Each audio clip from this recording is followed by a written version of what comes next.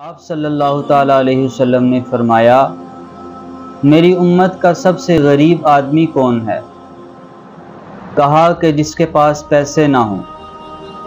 فرمایا نہیں، میری امت کا سب سے غریب آدمی وہ ہے جو قیامت کے دن بڑے بڑے اعمال لے کر آئے گا، حج، نماز، روزہ، ذکر، تلاوت، جہاد، تبلیغ، بڑے بڑے اعمال لے کر آئے گا، لیکن اس نے حقوق العباد برباد کیے ہوں گے۔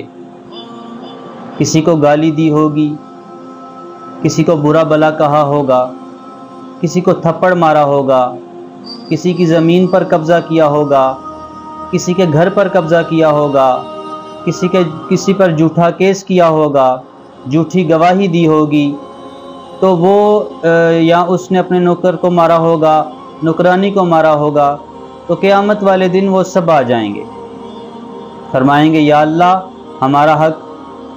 تو اللہ تعالیٰ فرمائے گا کہ اس میں سے اتنی نمازیں اس کو دے دو، اتنے روزے اس کو دے دو، اتنی تلاوت اس کو دے دو، اتنے حج اس کو دے دو، اتنے عمرے اس کو دے دو۔